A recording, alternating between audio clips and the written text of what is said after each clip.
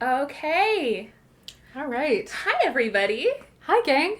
Welcome to Sort of the story. Na na na na. We have the theme song, and I'm can't help it. I think our theme song is the Pink Panther theme. I'm Janey. I'm Max. And we're going to be telling you stories that we heard and learned this week. We're going to be telling each other, and also you are here. You are here. Welcome. They're not going to hear this week. They're going to hear this in like 3 weeks. But do you want to tell them the news that will be 3 weeks old by then? Sure. I got engaged this morning. This morning! I'm really excited about it. Her ring looks like it was made for elves in Lord of the Rings. Yeah, it looks like the light of Elendil. Wow. Look, You nerd. Be cool and generalize. Super exciting. Yeah, super exciting. Literally happened this morning. Still fully reeling. Have no idea. My first response was, "What? Why? What are you doing?" So Panic.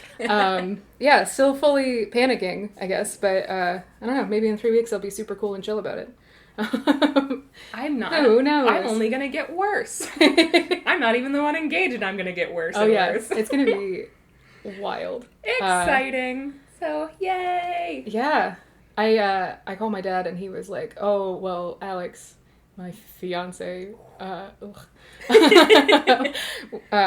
he was like, Alex didn't ask me." And I was like, "Yeah, I've specifically told everyone I know for years that I don't want anyone to ask permission to marry me from someone besides me." Because my dad was like, "Okay, but he didn't ask me, so not allowed." And he was like, he has to ask you again after he asks me, because this is not how things are done. Honestly, it's stupid. You're stupid. If either of my parents ever said that to me, they wouldn't be invited to the wedding, and I think they know. Yeah. My parents at this point are like, "Oh shit." There's no way. It's 100% like, they are, anytime they are interacting with you, they are 100% on your turf. And I think that's how it has to be for you. I also do feel they like are visitors in unwelcoming lands anytime that makes me sad. But also I do feel like this is how it's always been in my life. Yeah. Where I remember I had problems with a teacher, and my mom was like, "Do you want me to talk to that teacher?" And I like stared. I was like, "If you goddamn dare talk to my teacher." And like, my teacher needed to be talked to. Like, what's wrong with me? I could have used it. Anyway. By contrast, my father, during my first year of college, called my student advisor to have her check in on me because he had a feeling I might be sad. Which is not... In college! I was fully in college. Fully an adult. And he was like, "Look, let's just keep this between you and me, student counselor, but I have a feeling that my daughter is sad." And she's like, "This isn't my job at all. Like, this is not anything that is even remotely in my job description." Were you sad? I mean, yeah. Yeah. My depression. I don't know. But also, student advisors can't do anything about that. True. She can screw me over and make me take an extra astronomy class that I didn't need by setting me up for the wrong class. But that's basically all she could do, so... And she did it. And she did. You know, yeah, she did her job. To the fullest extent of the law. Well, with new business out of the way. Yeah. Exciting. Housekeeping. Congratulations. Also, I think is this going to be our last episode before we go public? It is. So tomorrow, this doesn't mean anything because time doesn't matter in these, but tomorrow, November 18th at 5 a.m., we are going public. So, if you are an OG person who's been listening since the Patreon days, hey! We love you guys. We love you. Also, to the 2 people whose notes I saw, you're angels. Yes. Just absolute angels, and I love you personally. Phenomenal. So this is going to be an exciting new venture where we go public, and then we see what people think, if anybody listens. Yeah. I do think our setup now in episode 6 is a little bit better than it was in episode 1. Yes. Hopefully it just keeps getting better and better. Here's hoping. All right, guys. Or it'll get worse, which is also fine. No. All right. So, Max, I am ready to hear a story. Good, because I got a story to tell you. All right, let me get comfy. That's the whole purpose of this podcast. So this story is called The Pot of Basil. I got this from a collection called Katerina the Wise and Other Wondrous Sicilian Folk and Fairy Tales. a book that is written by Giuseppe Pitre and translated and edited by Jack Zipes. It's a fairly recent publication. It's just a collection of both traditional folk and fairy tales and also stories that the author, Giuseppe Pitre, collected over the course of his life. Also, she has the book here on the table, and the cover is one of the prettiest covers I've ever seen. If you guys want to just Google search Katarina the Wise, this is a beautiful freaking cover. Yeah, it's gorgeous. And it also has, each story has an illustration that is just very cute. Adorable. So this story, Giuseppe Pitre, the author, got from the daughter of a Giuseppe Farin at Fiorazzi, which I assume is a place in Italy or Sicily. Sicily would make more sense since they're Sicilian folktales, I guess. So that's the origin of the story. This is one that's more word of mouth. But so the pot of basil. There once was a girl named Rusita. Side note: Rusita means little rose in Italian, which I think is adorable. It is. Her father, when she reached a certain age, sent her away to school to live with a teacher because there weren't any good teachers in the town that they were from. So she went to go live with the teacher and get an education. She was staying in the house with the teacher. The teacher's house had a terrace that looks out towards the castle where the king and the prince live. One day, when she finished with her lessons, Rusita was standing on the balcony and she was singing a little song to herself. Oh, oh, oh, the things that I know. You know when you go to school. You go to school and then all you can think about is how smart you are. I mean, I know that's how I go to school. There you go. Why do you think I have so many degrees? Fair enough. I only have the one and I'm very superior about it. So she looks out over the terrace and she's singing this song to herself. Oh, oh, oh, the things that I know. As she's singing this song, the king's son, the prince, passes by on his horse. And he hears her singing the song, and he says, Rusita, Rusita, how much do you know? How many leaves does the basil plant show? And she doesn't have an answer. Wait, so that's the king that says that to her? The prince. The prince? That's cute. Like, yes. That's adorable. Yeah, he's like, oh, well, if you know so much, how many leaves are on a basil plant? He's like, hey, like, you, my neighbor who's over there bragging out loud to nothing. Get ready for some real twists and turns in your opinion of this man, by the way. Oh, no, I like him so far. Go ahead. So he says, Rusita, Rusita, how much do you know? How many leaves does the basil plant show? She has no answer, so she goes inside and she goes to her teacher and asks, like, the prince just came by and he asked me a really weird question and I didn't know what to say. And the teacher says to her, well, if it happens again, if he comes by and he asks again, ask him in response, and you, with your royal crown of gold, how many stars does the dark sky hold? So I guess they're just, like, tossing riddles at each other. Yeah, fucking answer this, you bitch. So the next morning, she goes out on her terrace, and the prince rides by again, and she's singing her little song about how smart she is.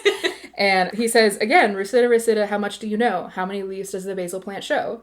And she says in response, and you with your royal crown of gold, how many stars does the dark sky hold? He doesn't have an answer this time, and he's furious. He vows at that moment to get revenge on Rusita for puzzling him. So this part's fucked up. Yeah. The prince is like, I know what I'll do. And so he goes to her teacher. Yeah. And he says, if you let me spend one night in Rusita's room, I will give you a precious gift. Is the gift a conscience? And the teacher's like, yeah, I see nothing wrong with that. I'll just let the prince hang out in Rusita's room overnight. No questions. Not my kid. So the prince sneaks up into Rusita's room and he hides under the bed. And then Rusita finishes her lessons for the day. She comes up, she sits on the terrace, and then she comes in as it starts to get dark and she lays down in bed. And the prince is underneath the bed and he takes a pointed tool. Oh my god. Which I pictured as like a sort of like a fondue fork. Okay. And he pokes her through the mattress. Ow. And so all night long as she's trying to sleep, the prince is poking her through the mattress with this pointed tool. She keeps rolling around and she's like, what the, ow. What is this? And so she wakes up the next morning, she gets up the next morning, no sleep, absolutely miserable, covered in all these little like red poke marks. holes. Someone bit me. Yeah, and her teacher is like, why do you look so tired? I guess having forgotten that she let a man into her room without her consent. Anyways, not great. Could have gone a lot doesn't look weirder great, and grosser. So she's like, you look so tired. Are you okay? And Rusita says like, yes, there were fleas and bed bugs in my bed last night and I couldn't sleep. I was just so itchy. Rosetta, you don't know what itchy means. Yeah. So Rusita does her lessons for the day, and then she goes to bed the next night. She sleeps much better, and then the next morning, she goes out to the terrace, and the prince is waiting for her. What an asshole. Also, did nobody notice that the prince was missing for a whole night? I guess not. Where were you? He kind of just fucks around. He needs supervision. So, really, this is a story of neglect. Yeah, so he's like waiting for her outside of the terrace in the morning when she wakes up. And he says, Rusita, how much do you know? How many leaves does the basil plant show? She says, like, and you, with your royal crown of gold, how many stars does the dark sky hold? And then he, like, I guess, like, adjusts his little hat and is like, Rusita, what keeps you from sleeping at night? Oh, teacher, those bedbugs and fleas can bite. Oh, shit! And Rusita, like, goes fully flush, furious, runs back into the teacher and is like, you betrayed me. Yeah, which she did. She did. She belongs in jail. Mm-hmm. So at least an investigation should be held in this teacher's practice. And so she packs up all of her things in a rage and goes back home to her father's house. Good for her. Yeah. And she goes home to her father's house and her father's like, why are you home? Like, you're not done with your schooling. Like, you have to go back to be with your teacher. And she's like, I can't go back. And she tells him everything that's happened about this prince that's basically harassing her. And the father's like, just give me a minute. I'll figure out what to do. Okay. So her father goes out and he buys the finest horse that money can buy. And he has a belt made of pure gold. Because apparently his father has money to burn. And he can just send his kid to go live with a teacher. I guess. And the teacher is, like, castle adjacent. So. Yeah. With a castle front view. Yeah, castle front view. Like, come on. So he gives Rusita this horse and the golden belt. And he tells her to go ride in front of the castle to get the prince's attention. I guess, because apparently that's what she wants, which doesn't seem like what she wants at all. To show up this prince. For sure.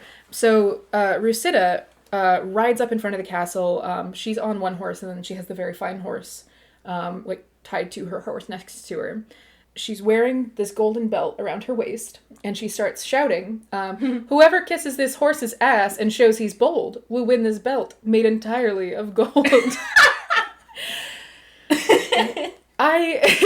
So the prince, I guess, hears her from where he's waiting under her terrace because he has no hobbies besides harassing this girl. And he comes over and he says, like, if you bring that horse over, I'll kiss it. Yeah, bring that ass over here, girl. Yeah, so trot on by. He, like, walks up to the horse and he, like, leans in close to the horse's butt and gives it a big old kiss. And Rusita jams her spurs into her horse's side and rides off. And she's like, my horse is behind you, kissed and smelled, but you didn't get the golden belt. Show him, Rosetta. Yeah, so he's just kind of left in the dust with this very nice horse, I guess, which she's abandoned, but also he just had to kiss its butt. Wait, she said that she kicked it with spurs and then kicked rode away. Her horse. Yeah. This story is very vague on what happens to this very fancy and expensive horse. Wait, so she wasn't riding the fancy expensive horse? No, she was riding her own horse, and then the fancy expensive horse was tied next to that horse, I guess. This is, again, very convoluted. You can't just leave your new car with someone else. Joke's on him, he kissed a horse's butt, I guess. He did. Hilarious, and he deserves hilarious. Also, the joke, I guess, was that, like, she went back on what she said was going to happen. Yeah. Where she was like, I'll give you the belt. And then she was like, just kidding, no, I won't. She has... Hilarious. She has the belt, though. Like, it would have been like, I'm lying and telling you that you have this, like, fancy gold belt, and I actually don't have one. Ha, you kiss something for no reason. But she has the belt. Yeah, she could very easily just give him the belt. He could just take it. He seems like he's not above thieving. Mm-hmm. And stabbing in the middle of the night. Yeah, he definitely does have a thing with stabbing, which is, like, what's the word for people who have a fetish for stabbing? I have no idea. Like, it's almost like trichotillomania. I know that. It has like a trick or a fid or like something like id in there. I'll look over the break. Later. Yeah. You keep going with your story. Okay. So Rusita goes back to her teacher, and because she has to still go to school, I guess. Her dad's like, I'll help you, but you have to go back to school. So she goes back to her teacher's house, and she returns to her lessons. And the next morning, she looks out on her terrace, and the prince is on his balcony in the castle. He shouts over to her, "Ah, Rosita, my little rose. It's been a while since we've seen each other." It doesn't rhyme. And Rosita says, "I've been busy." We're gonna drop this Dr. Seuss pretense. You dick. And so then the prince is like, "Rosita, Rosita, how much do you know? How many leaves does the basil plant show?" And Rosita says, "And you, with your royal crown of gold, how many stars does the dark sky hold?" And then the prince says, "Rosita, what keeps you from sleeping at night?" "Oh, teacher, these bedbugs and fleas can bite." And Rosita says, "My horse is behind you, kissed and smelt, but you didn't get the golden belt." Ooh, so far, it's a point for Rosita, I think. Yeah, and so then the prince, again, flies into a rage, renews his vow of revenge. So... the next morning, he gets dressed up as a sailor. There are costumes involved. This is an antic. amazing. So he gets dressed up as a sailor. He goes down to the docks. He buys a basket of fish. And then he takes the basket of fish in his little sailor costume and he walks around the streets of town, basically yelling like, "Fresh fish for sale. Who would like to buy these fresh fish?" So, Rosita and her teacher are in town doing their errands. This bitch got an after-school job just for a prank. They are meant for each other. I'm back on board. Yeah, I know. It's like, you're like, okay, he's a butt stabber, but also... he's also a butt kisser. That's true. But they do seem kind of perfect for each other. Yeah, no, I like it. But there is, like, violence. You know what? What good relationship? Never mind. So, Rosita and her teacher are on errands in the market, and they hear fresh fish for sale. And Rosita begs her teacher, like, "Please, buy me some fresh fish. It's my favorite." Which, I mean, I feel like you could sell the golden belt and you wouldn't have to beg your teacher to buy it for you, but... whatever. Like, she's working on a teacher's salary. Like, can you just... give her the belt? No, Anyways. She doesn't deserve it. She deserves jail. We're not on the teacher's side. That's what we know. Yeah, but also don't make her buy you things, I guess. Anyways. So the teacher goes up to the prince in his sailor disguise. And she says, "How much for a fresh fish?" And the prince says, quote, "I don't sell fish for money. I sell them for kisses." All right. So the teacher's like, "I've never heard of that before. That's so weird." Where are you from, sir? I've never what had country does this? I've never had to buy fish with kisses before.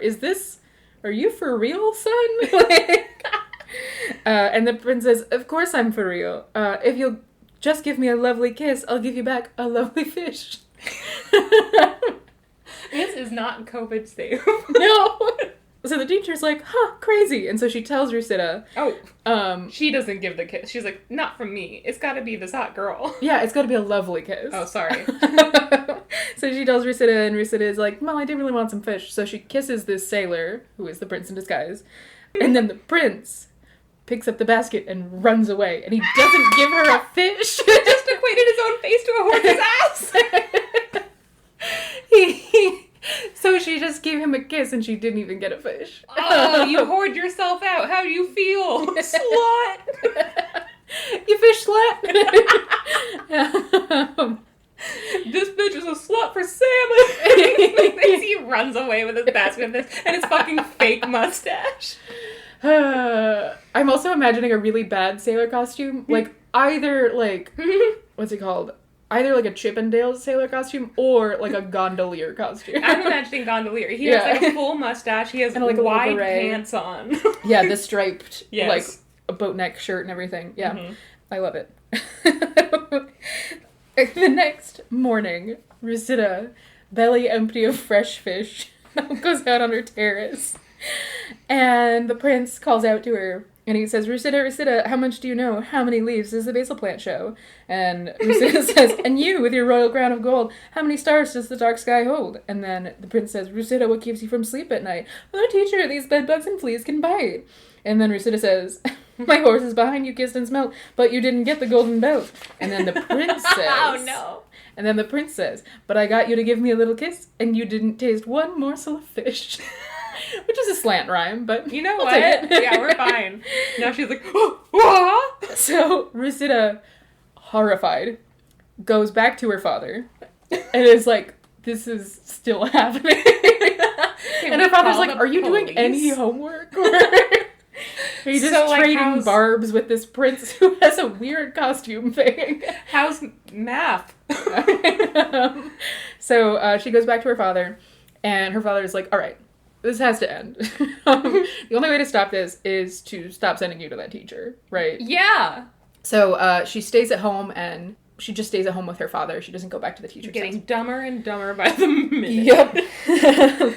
So Rusida is gone, and the prince falls ill. And every day gave him mono. She was a carrier. He got salmonella from all those raw fish that he was running around with all day. Or is it E. coli? What's the one that you can get from raw fish? Salmonella. Yeah? Right? Yeah. That seems too convenient. Salmon. Yeah.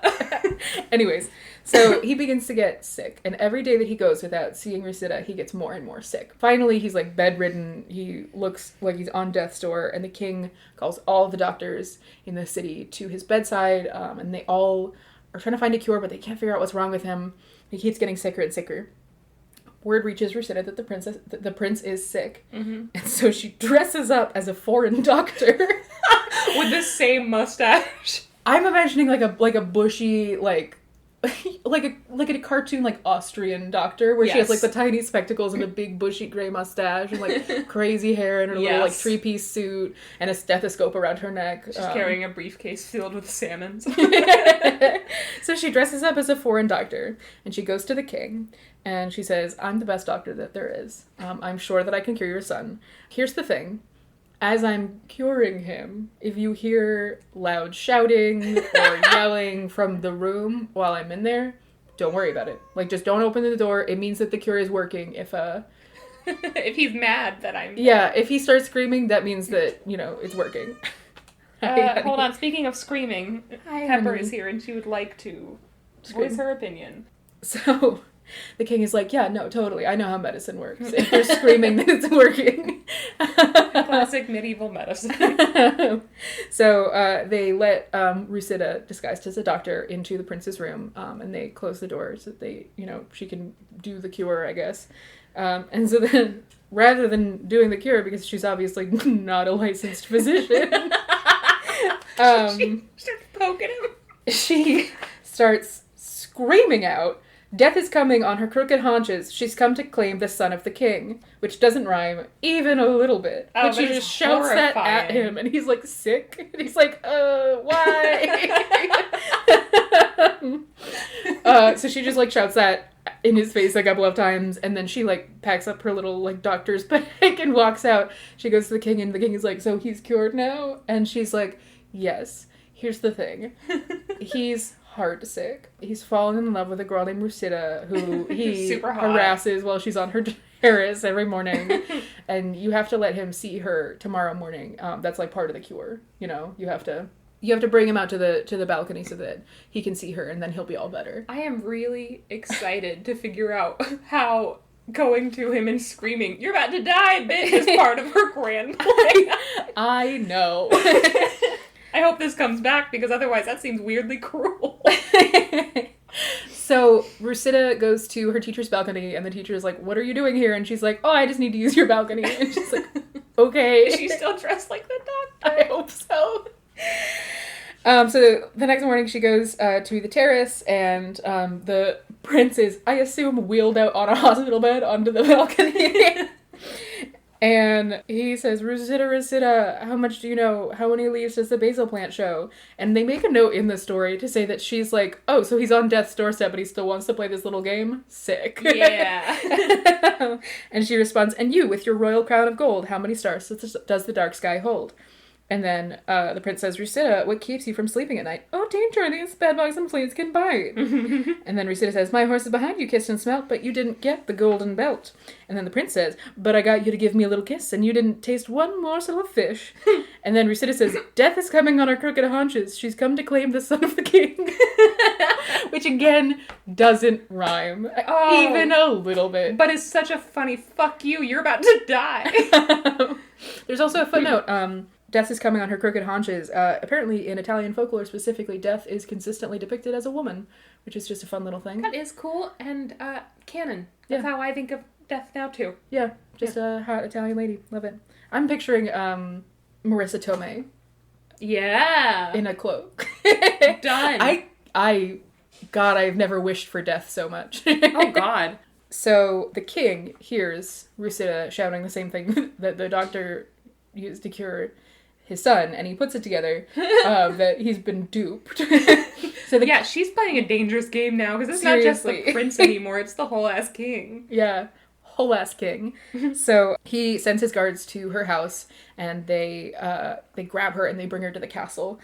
Rusita tells the king everything. She's like, look, this is what's happening. He's harassing me, but also there's lots of costumes. It's like a spy versus spy thing that we've been doing. Trust me, it's super cute, but like also there's some, it's kind of fucked up also. I really wanted to get the last word in. I'm happy he's dying. The end. Yeah.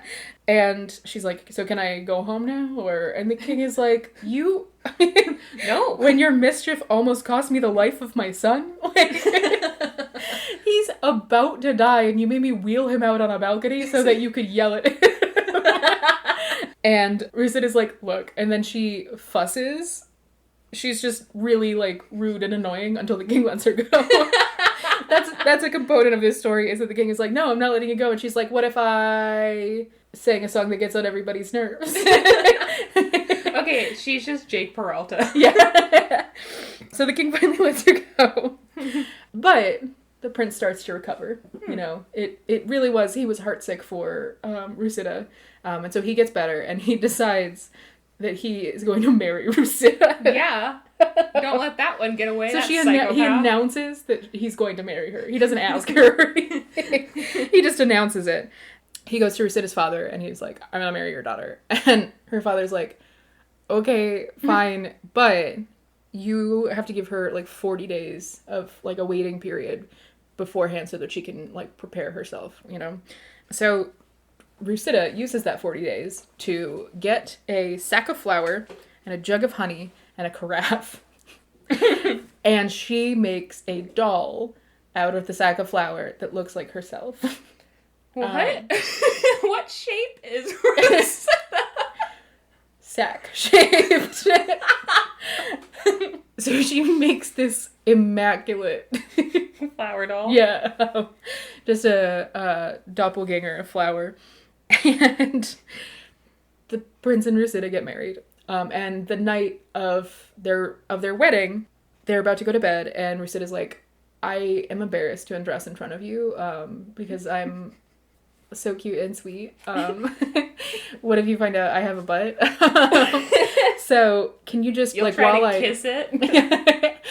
While I get my pajamas on, can you just like go outside for a minute? And he's like, yeah, okay. So he goes outside and she takes out this flour sack shaped like herself and she puts it in the bed, and then she has like strings, like marionette strings attached to the doll. So she takes the strings and she goes under the bed and she waits.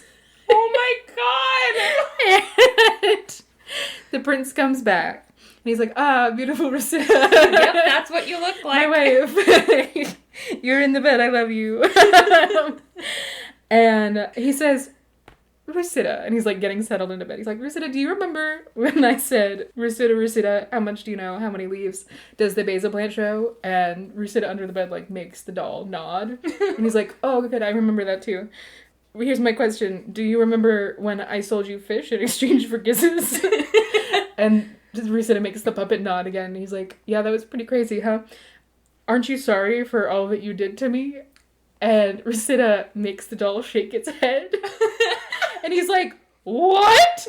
And then he pulls out a sword. What? And he stabs the puppet through the throat. But fortunately, Rusita was prepared. She's taken the carafe, filled it with honey, put it in the doll's throat. So he stabs her in the throat, and all this honey comes oozing out on the bed. And he, like, because he's a psychopath, he, like, licks the blade after he stabs her. Okay, weirdly enough, that brought me back around to him. I was like, he's terrible. I'm sorry, what kind of psycho is he? Because that's weirdly hot as shit. So he, like, licks the sword, and then he's like, oh my god, my wife's blood is delicious. And he says, "Oh, vampire." He says, "Oh, how sweet my wife's blood is. Oh, please somebody stop me because I feel like killing myself for having lost such a sweet wife." And then Rusita rolls out from under the bed. And she shouts, "I'm alive! I'm alive!" Good to know that you're willing to stab me. And they embrace. And the story ends with them eating the doll as like their little like after wedding snack. Their doll that is just plain flour and some honey. Yeah. And the last line is, "And what became of the puppet so sweet? The couple ate it as their wedding treat." And that's the end of the story. Okay, so I haven't watched past season 1 of You, right? Mm-hmm. Like, yeah. I haven't even finished season 1 of the show You. However, from everything that I've seen on Instagram that's spoiling the most recent seasons, I think that this story might be You. That's what this sounds like, right? Like 2 serial killers get together and are like perfectly matched. Yeah, they're both fully insane. Like they are both taking the most convoluted and expensive and time consuming and like not idiot proof plans. But like, what if Rusita hadn't been in the market when he was selling would he have just had to kiss a bunch of strangers? Like, fish for kisses. Yeah. Turns out Rosetta went home for the weekend. Like there's just no. It's the most. They're perfect for each other, like in the worst way. That he's eventually gonna inherit the kingdom. Good God, yeah. They're gonna be king and queen of a land.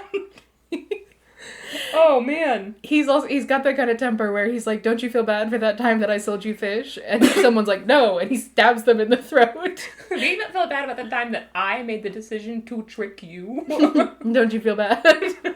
You salmon slut. Yeah. Anyways, teacher belongs in jail. They both belong in therapy. I'm very happy for them. Yeah, you know what? I'm back on board. I'm trying to think of what you scream at. What? Olay? What is... Opa?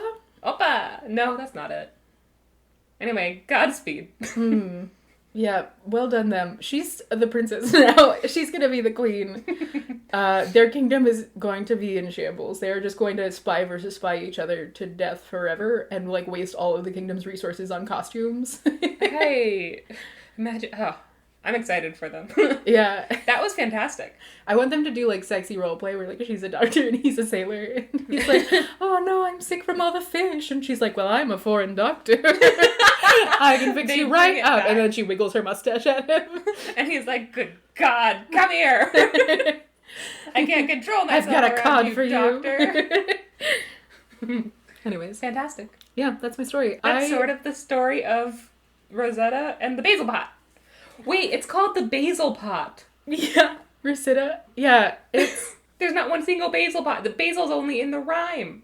Yeah, there may have been mention that there was a basil pot on the terrace, but it was mentioned maybe once. Yeah, that basil pot does not really play into this at all. No, not at all, not at all. Fantastic. Yeah, it's just a wild ride from start to finish. I like it so much. It's also, no matter what you think is going to happen, like if you're like, "I know what happens next," it's like, no. You're actually like, don't. Yeah, it's like, oh, she's gonna go home and like, her dad's gonna be like, "Oh, we'll just find you a different teacher so you can stop being harassed by the prince." But instead her dad buys a horse and a golden belt and he's like, "Here's what we're gonna do." Like, your dad's like, "You know what I don't care about? Royalty." Let's trick that prince into kissing an ass. Let's trick a prince into kissing a horse on the ass. Yeah. All right. Cool. Let's take a mini break. Yeah. So we can put in the transition music that I made. Ooh. And then we'll be right back. Bye. For now.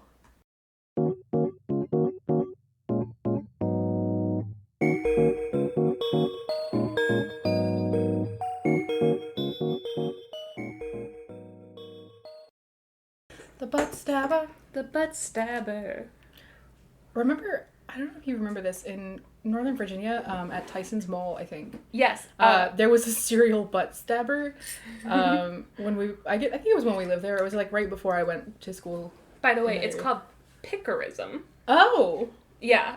It's a real thing. This person needs help. But go ahead. Tell the story, because it's phenomenal. The story, to the best of my knowledge, the whole story is that there was a serial butt stabber at the mall, and people kept getting their butts stabbed when they were at the mall. Like, women specifically were getting stabbed in the butt with, like, needles and, like, knives and stuff. Yeah.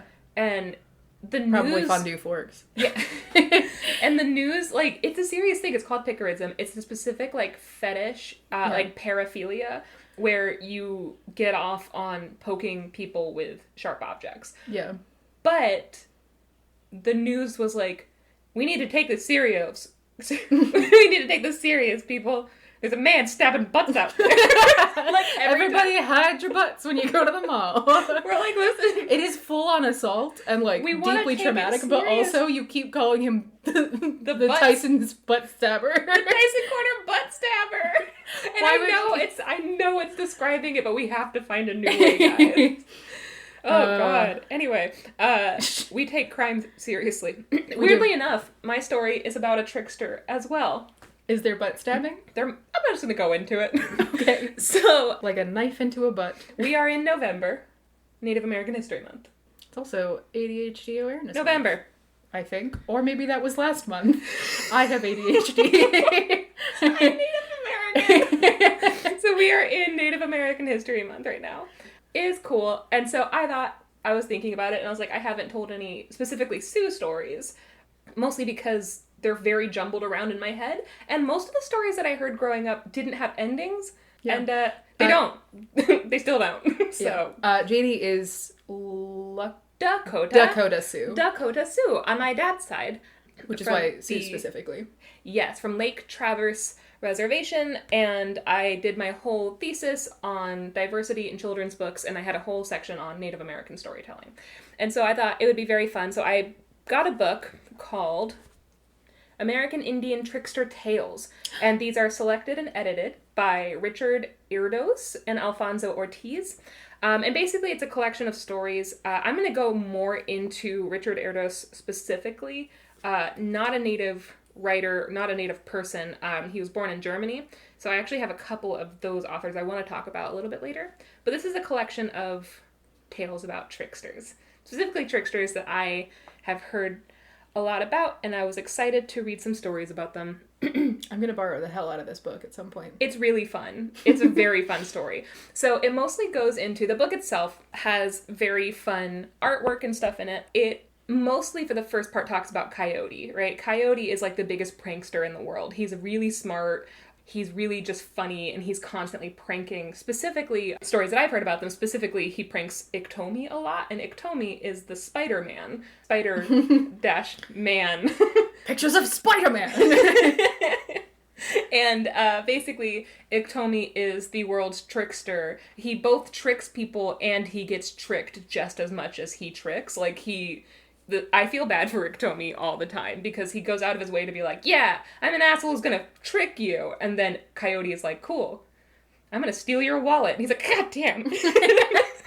So they have this really fun back and forth that spans over a bunch of different tribes.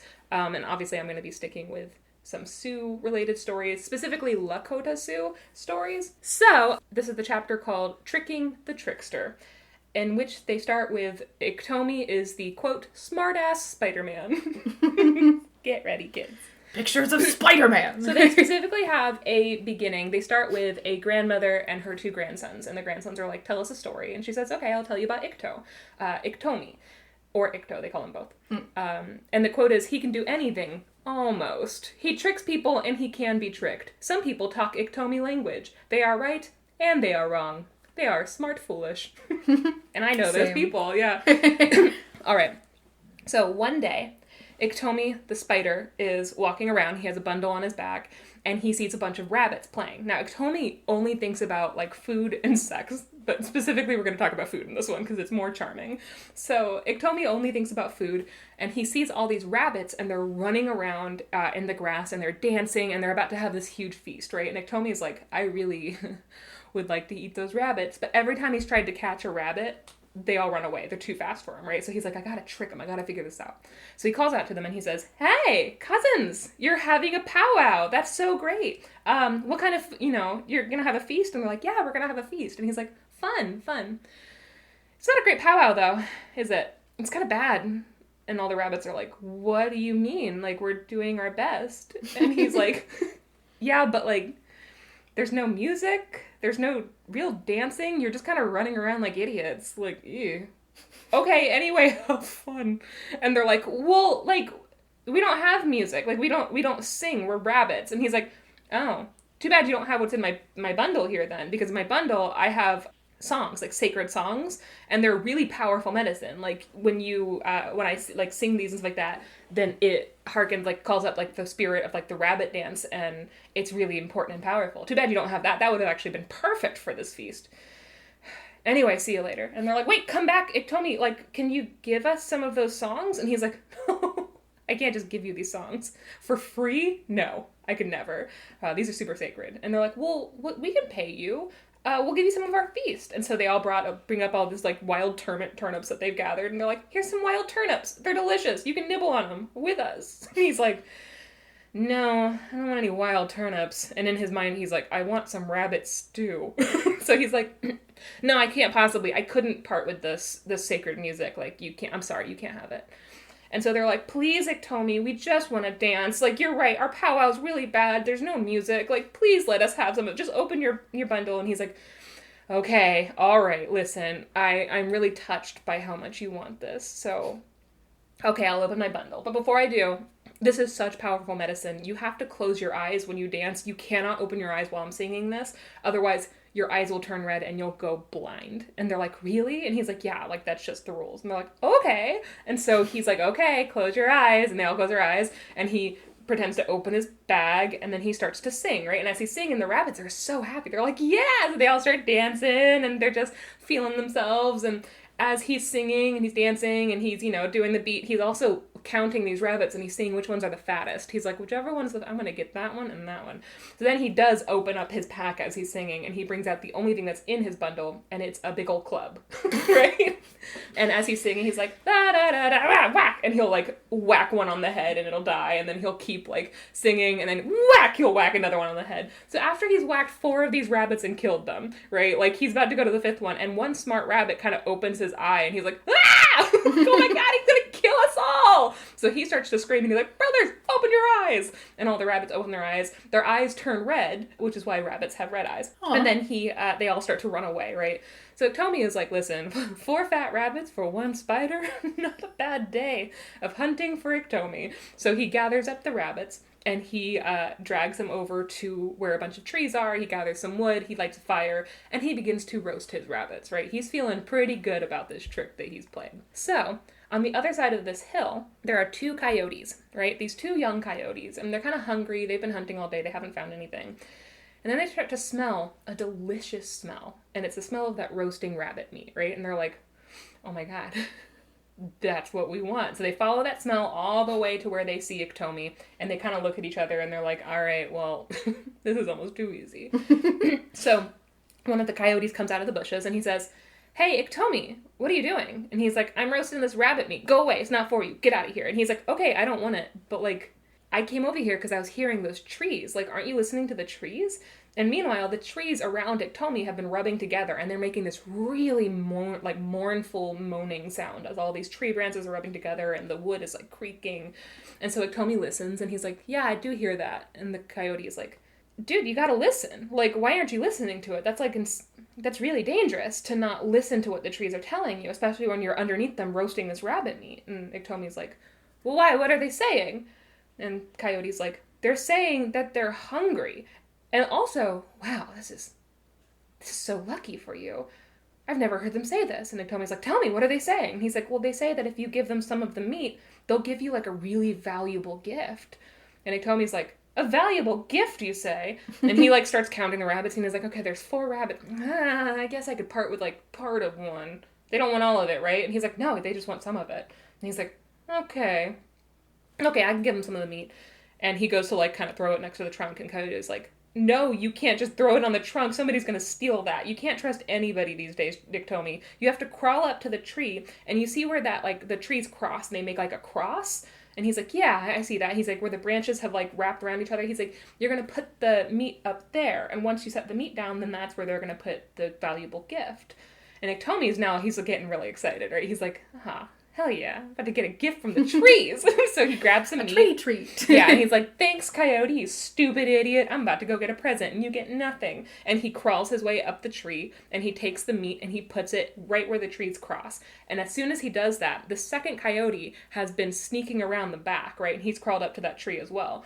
And he's been holding back one of the branches. And so as soon as Iktomi puts the meat into that tree, like, cross area, the other coyote lets go of the branch. It snaps shut onto Iktomi's hand, and now he's stuck. And he's like, Tree, let me go. Tree, let me go. Hey, Tree, you let me go. I gave you some meat. You let me go. And he's struggling, and he's yelling at this tree. And then he remembers there's all this meat down at the bottom. So he looks down, and he sees these two coyotes start to laugh, and they go over there, and they sit down, and they start to eat his feast. And he's up there going, hey, stop that. What are you doing?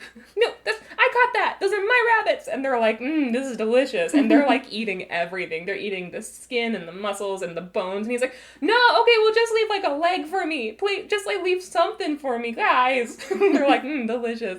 And so they like lick their paws and they're like, anyway, thanks for the meal, Iktomi, you idiot. And then they run off, right? And they're laughing and their bellies are all full. So Iktomi is up at this tree and he's like, ah! And he finally, a big gust of wind comes and it pushes the branches and he manages to get his hand out and he crawls back down and he sees that there is literally nothing left. There are like 4 rabbit skulls. They are all picked clean. And he's like, this is terrible.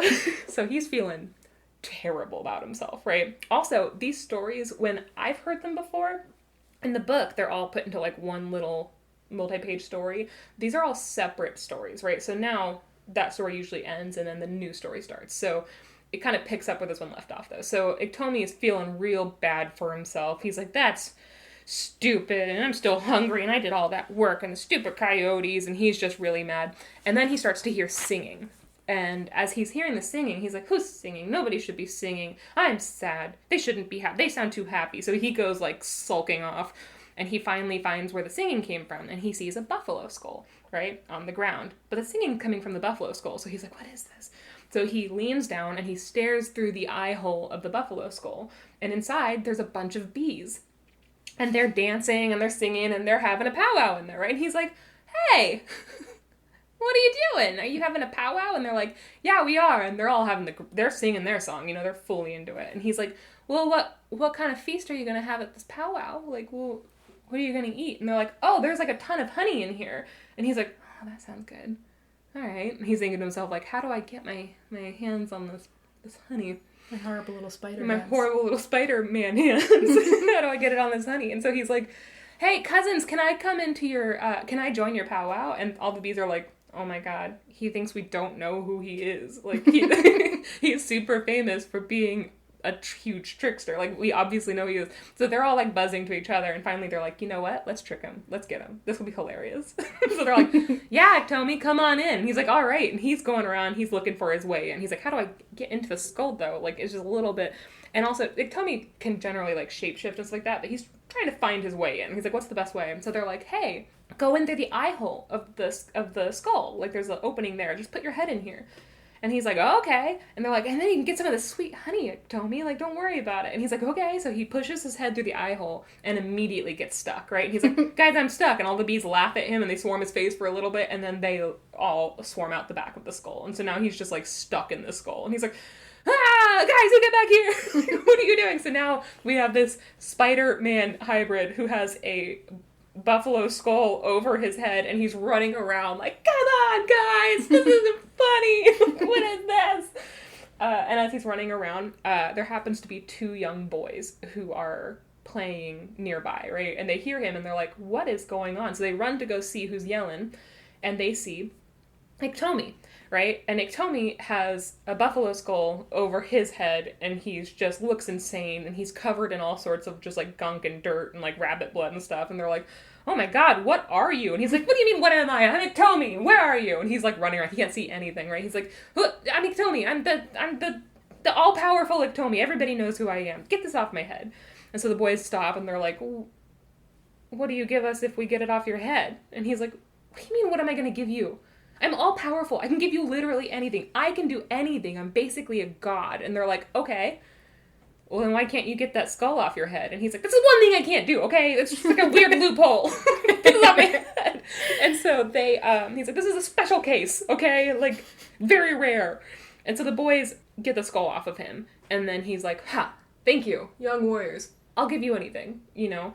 But first, you have to give me basically a bunch of ingredients, starting with lots of deer meat, okay? That's the first thing. You have to bring that to me, and then I'll give you anything you want. It's part of the medicine.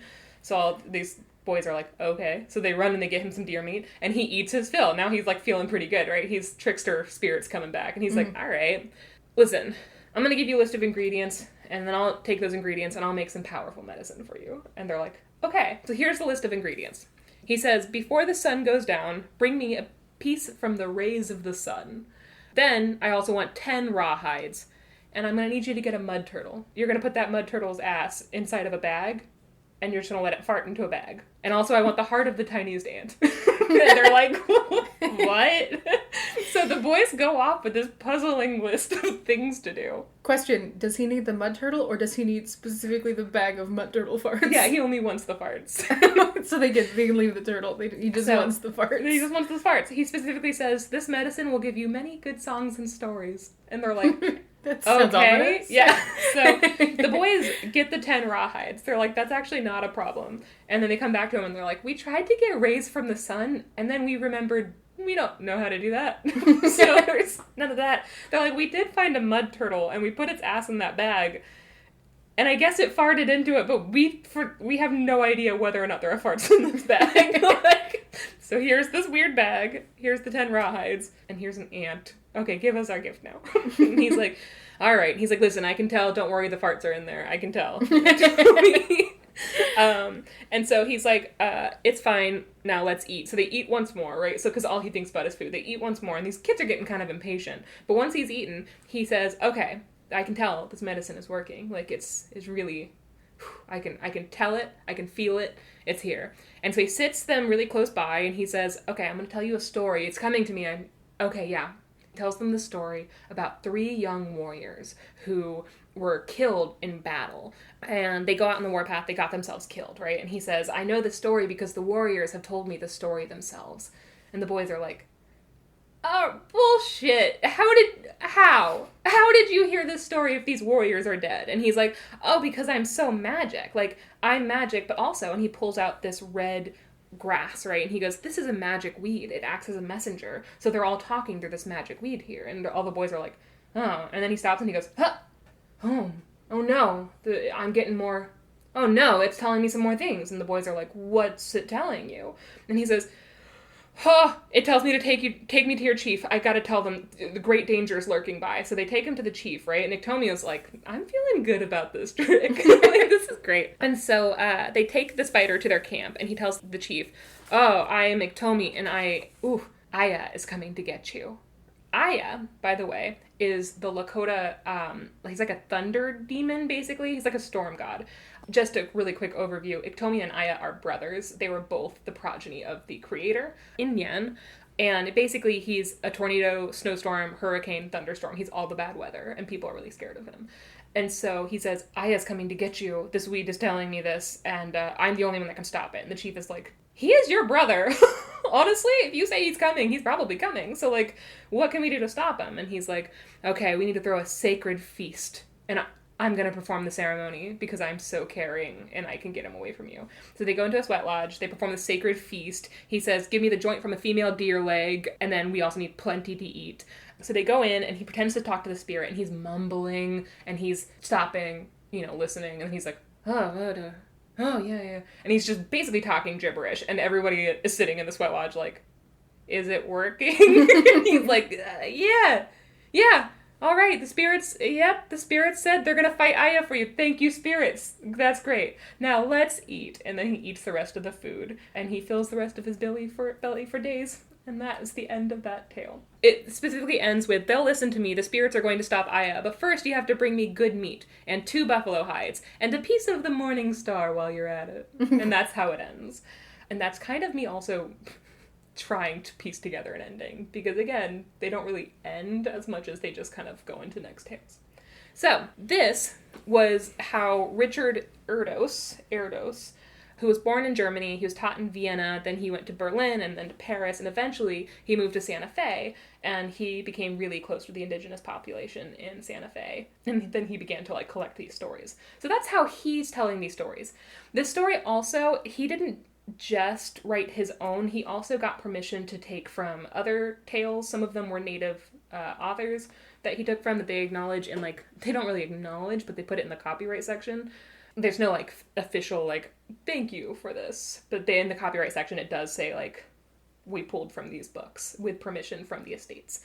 So Richard Erdos is not a native person, and he made me think a little bit of, because it is a very respectful telling. This book is phenomenal, and it's also, he's a highly lauded person. Lots of native people really love his work because it helps to spread stories, you know, and tales, and it kind of, like, integrates people into respecting native culture. So there's, like, a lot of cool things, which is also what, if you've ever read anything by Paul Goebel, we had his books growing up in every corner of our house. Like, it's beautiful art, and it tells native stories, and he worked with the native populations, and he was like, you know, tell me your stories and I'll write them down. He got approval from everything, like, really respectful ways to do stuff. And then there's somebody like Terry Colleen, who wrote Quill Worker, who, again, is another book that many native homes, including mine, had growing up, and it's beautiful stories with beautiful illustrations. But I was specifically, when I was looking for this book, I was, a little bit kind of disheartened, because when I was looking for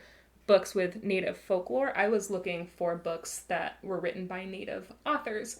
And this was the one that came up, and I just assumed from how, like, it was that it was a native author, and then it turned out it wasn't. And that's unfortunately how most of looking for native stories goes, is that it turns out the people who are writing it aren't actually native or indigenous. It doesn't mean that I don't think they should be able to write it, because I think that lots of people can do justice to amazing stories. Mm-hmm. But it just means that there are native people who are writers and illustrators out there who have stories to tell and that have written them, that haven't been giving a lot of opportunities. And my sister, I actually quoted her. She's a native educator, and she mentioned Drea. She said, there's a quote from my thesis. She said, "Why was a white woman allowed to profit from native stories when native people have been shut down so many times?" And she was talking specifically about how Quill Worker is a story that had been told for generations and generations and generations. Nobody wanted to publish it. And then Terry Colleen came and she wrote it, and they made, and they also had a non-indigenous illustrator illustrate it, and then it looked beautiful. It looked very, very native. You know, it had all the symbolism, but they were paying non-native people to do it. Yeah. So, I did go on and I found a native storyteller from the Woe Lakota Project. Specifically, his name is, he's a Sikangu Lakota elder named Dwayne Hollow Hornbear. And he tells all of these Iktomi stories as well, but he has a very specific different ending. So I thought I'd tell his ending to the stories, because I thought he also tells it really well. So if you look up the Woe Lakota Project on YouTube, you'll find his storytelling, and it's hilarious and beautiful, and you get to hear it from a Lakota elder, and it's really important to him that he's sharing it too. So for his ending, after Iktomi loses his food from the coyotes, right? In his story, it's not rabbits, it's prairie chickens. But he... What? Yeah, well, they're different. There are different versions of these stories. The prairie chickens also are still dancing. They still get clubbed, and their eyes still turn red. Are they just regular chickens? Prairie chickens. I wasn't sure if that was like prairie like you know, like I think, like how tuna is the chicken of the sea. I was just like, are they actually chickens? Yeah, I think, and I can't be sure, but I think prairie chickens are like wild. Yeah, chickens? like almost like, I want to say almost like pheasants or quails or something like that. Like, okay. It's in that, I think they're like wild chickens. I could be really wrong with that though, so if you're a prairie chicken expert, please let me know. Prairie chicken is just like snakes. They're just prairie chicken, it turns out. The chicken of the prairie. Oh my god, I might be a prairie chicken. Oh my god. Okay. We're all prairie chickens. We're all prairie chickens. Okay, so after Iktomi loses his food, he's really depressed, right? And he hears laughter. And he's like, who's laughing out there? Nobody should be laughing. I'm sad.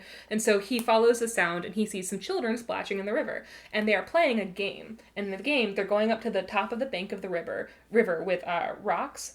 And, like, flat rocks, basically, they found. And they're sitting on the rocks, and they're sliding down the hill on these rocks, and they're splashing into the river, right? So it's basically just, like, sledding down. Mm-hmm. And he watches this happen, right? And their grandfather is sitting there watching them, watching them play, making sure they're safe.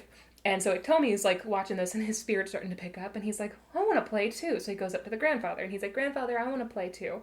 And the grandfather's like, no, Iktomi, you don't get to play. Okay, this is just for the kids. You're a weird old spider. Go. Go away. And he's like, come on, grandfather, let me play. Please let me do this. Like, I've been having a really rough day. Please let me play. And the grandfather's like, Iktomi, no, you cannot play with these kids. Okay, just leave. And so after a while, he's begging and begging and begging. And finally the grandfather says, okay, fine, you can do it one time, but then you have to leave. Okay, that's it. That's our deal. And he's like, okay. So he goes and he grabs a rock and he goes up to the top of the bank and he slides all the way down and splashes, right? And Iktomi realizes, this is really good fun. So much fun that, you know what, this is my game now. Okay, everybody go away. This is my game now. You can't play. And he starts pushing the kids. He's like, get out of here. You can't play this anymore. This is mine. Drop that rock. And the kids are like, hey. He's like, I get to play. And the grandfather's like, Iktomi, no.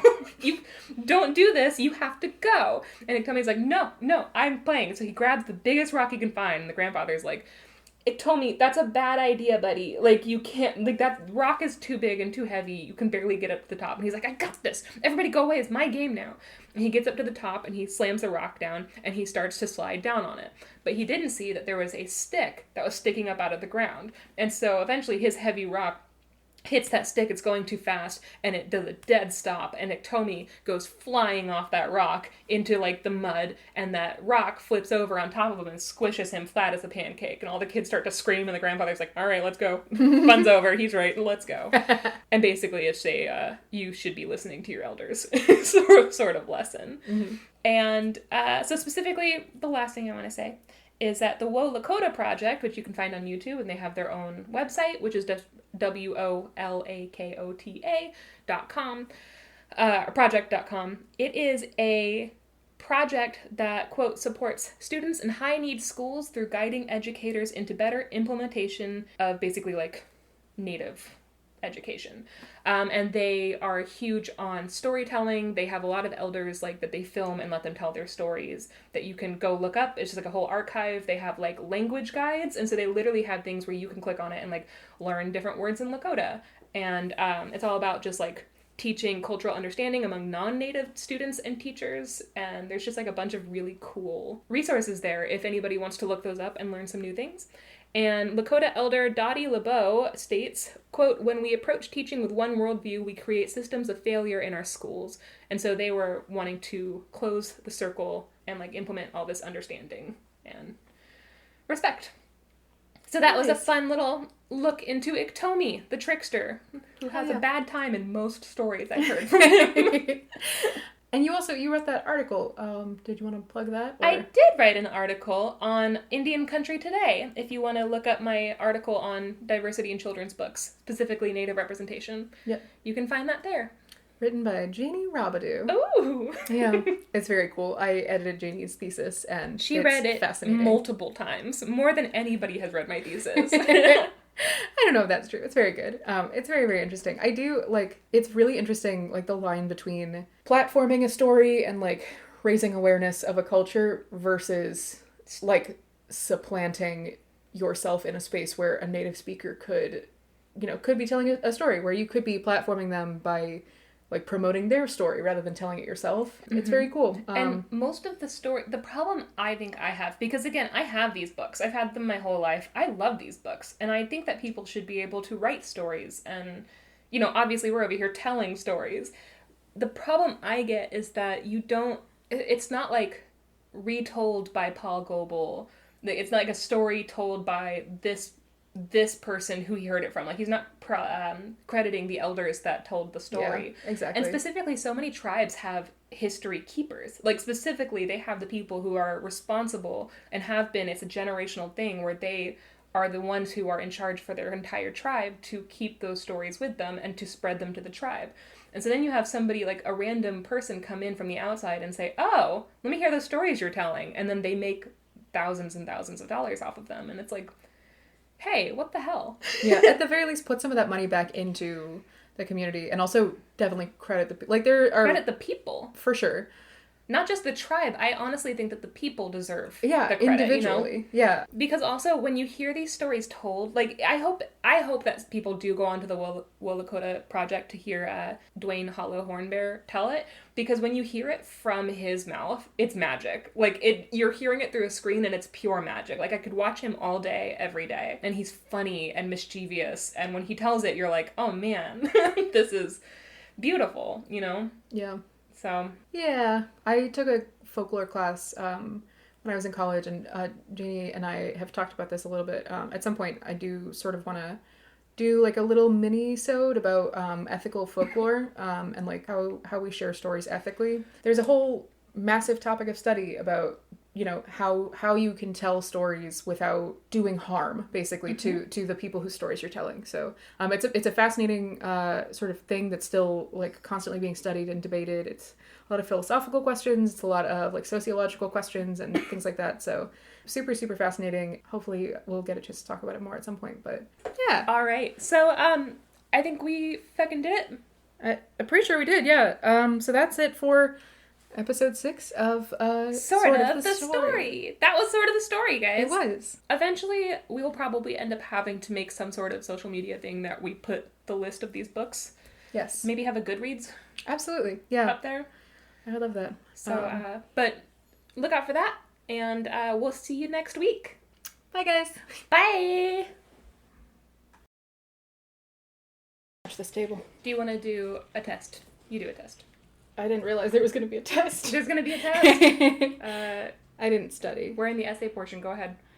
Oh, fuck. The most important thing about... Oh, Christ. The central theme of the Odyssey